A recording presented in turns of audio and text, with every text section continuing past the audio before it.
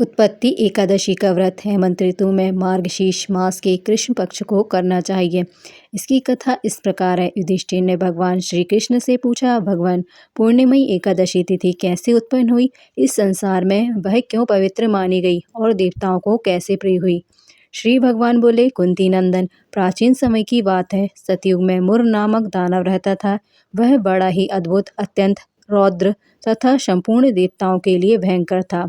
उस काल रूपधारी दुरात्मा महासुर ने इंद्र को भी जीत लिया था। संपूर्ण देवता उससे परास्त होकर स्वर्ग से निकाले जा चुके थे और शंकित तथा भयभीत होकर पृथ्वी पर विचरा करते थे।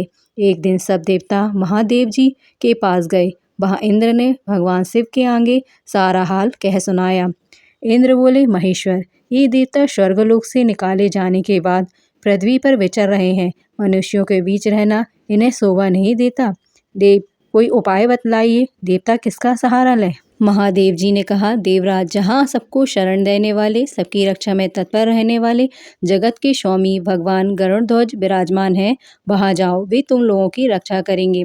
भगवान श्री कृष्ण कहते हैं, युधिष्ठिर, महादेव जी की यह बात सुनकर परम बुद्धिमान देवराज इंद्र संपूर्ण देवताओं के साथ क्षीर सागर में गए, जहाँ भगवान गदाधर सो रहे थे। इंद्र ने हाथ जोड़कर उनकी स्तुति की। इंद्र बोले, देव देवेश्वर, आपको नमस्कार है। देव, आप ही पति, आप ही मति, आप ही कर्ता और आप ही कारण हैं। आप ही सब लोगों की माता, आप ही इस जगत के पिता हैं। देवता दानव दोनों ही आपकी वंदना करते हैं। पुंडरीकाक्ष, आप दैत्यों के शत्रु हैं। मधुसूदन, हम लोगों की रक्षा कीजिए। प्रभु जगन्नाथ, अत्यंत उग्र स्वभाव वाले महाबली मूर नामक दैत्य ने इन संपूर्ण देवताओं को जीतकर स्वर्ग से बाहर निकाल दिया है। भगवान देव देवेश्वर, शरणागत वत्सल देवता भयभीत होकर आपके शरण में आए हैं। दानवों का विनाश करने वाले कमल नयन भक्त वत्सल देव देवेश्वर जनार्दन, हमारी रक्षा कीजिए, रक्षा कीजिए। भगवान, शरण में आए हुए देवताओं की सहायता कीजिए। इंद्र की बात सुनकर भगवान विष्णु बोले, देवराज, वह दानव कैसा है, उसका रूप और बल कैसा है तथा उस दुष्ट के रहने का स्थान कहाँ है? इंद्र बोले, देवेश्वर, पूर्व काल में ब्रह्मा जी के वंश में ताल जंघ नामक एक महान असुर उत्पन्न हुआ था, जो अत्यंत भयंकर था। उसका पुत्र मुर दानव के नाम से विख्यात है। वह भी अत्यंत उत्कट, महापराक्रमी और देवताओं के लिए भयंकर है। चंद्रावती नाम से प्रसिद्ध एक नगरी है, उसी में स्थान बनाकर वह निवास करता है। उस दैत्य ने समस्त देवताओं को परास्त करके उन्हें स्वर्गलोक से बाहर कर दिया है। उसने एक दूसरे ही इंद्र को स्वर्ग के सिंहासन पर बिठाया है। अग्नि, चंद्रमा, सूर्य, वायु और वरुण भी उसने दूसरे ही बनाए हैं। जनार्दन, मैं सच्ची बात बता रहा हूँ, उसने सब कोई दूसरे ही कर लिए हैं। देवताओं को तो उसने उनके प्रत्येक स्थान से वंचित कर दिया है। इंद्र की यह बात सुनकर भगवान जनार्दन को बड़ा क्रोध आया। उन्होंने देवताओं को साथ लेकर चंद्रावती नगरी में प्रवेश किया। भगवान गदाधर ने देखा कि दैत्यराज बारंबार गर्जना कर रहा है और उससे परास्त होकर संपूर्ण देवता दसों दिशाओं में भाग रहे हैं। अब वह दानव भगवान विष्णु को देखकर बोला, खड़ा रह, खड़ा रह। उसकी यह ललकार सुनकर भगवान के नेत्र क्रोध से लाल हो गए। वे बोले, अरे दुराचारी दानव, मेरी इन भुजाओं को देख। यह कहकर श्री विष्णु ने अपने दिव्य बाणों से सामने आए हुए दुष्ट दानवों को मारना आरंभ किया। दानव भय से विहल उठे। पांडुनंदन, तत्पश्चात श्री विष्णु ने दैत्य सेना पर चक्र का प्रहार किया। उससे छिन्न भिन्न होकर सैकड़ों योद्धा मौत के मुख में चले गए। इसके बाद भगवान मधुसूदन बदरिकाश्रम में चले गए। वहाँ सिंहावती नाम की गुफा थी, जो 12 योजन लंबी थी। पांडुनंदन, उस गुफा में एक ही दरवाजा था।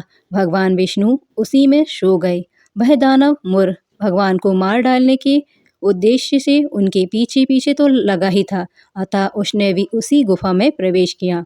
वहाँ भगवान को सोते देख उसे बड़ा हर्ष हुआ। उसने सोचा यह दानवों को भय देने वाला देवता है, अतः निसंदेह इसे मार डालूंगा। युधिष्ठिर, दानव के इस प्रकार विचार करते ही भगवान विष्णु के शरीर से एक कन्या प्रकट हुई, जो बड़ी ही रूपवती, सौभाग्यशालिनी तथा दिव्य अस्त्र शस्त्रों से सुसज्जित थी। वह भगवान के तेज के अंश से उत्पन्न हुई थी। उसका बल और पराक्रम महान था। युधिष्ठिर, दानवराज मुर ने उस कन्या को देखा। कन्या ने युद्ध का विचार करके दानव के साथ युद्ध के लिए याचना की। युद्ध छिड़ गया।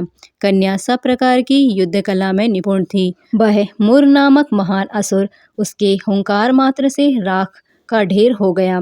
दानव के मारे जाने पर भगवान जाग उठे। उन्होंने दानव को धरती पर इस प्रकार निष्प्राण पड़ा देखकर कन्या से पूछा, मेरा यह शत्रु अत्यंत उग्र और भयंकर था, किसने इसका वध किया है? कन्या बोली, सौमिन, आपके ही प्रसाद से मैंने इस महादैत्य का वध किया है।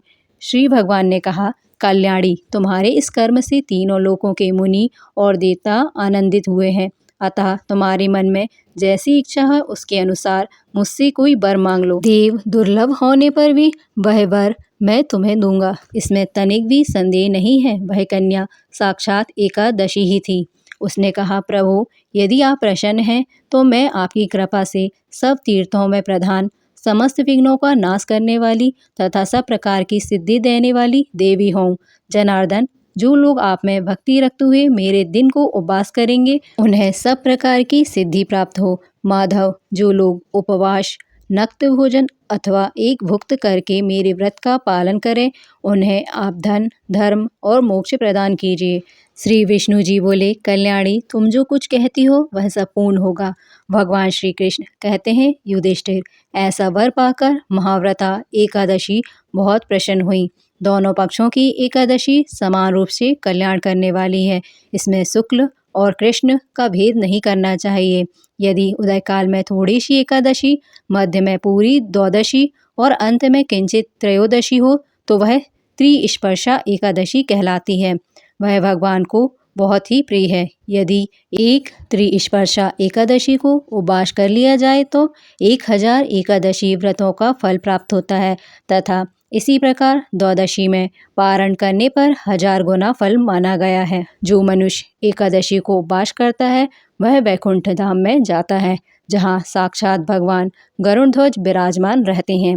जो मानव हर समय एकादशी के महत्व का पाठ करता है उसे 1000 गौदान के पुण्य का फल प्राप्त होता है। जो दिन या रात में भक्ति पूर्वक इस महत्व का श्रवण करते हैं वे निसंदेह ब्रह्म हत्या आदि पापों से मुक्त हो जाते हैं। एकादशी के समान पापनाशक व्रत दूसरा कोई नहीं है।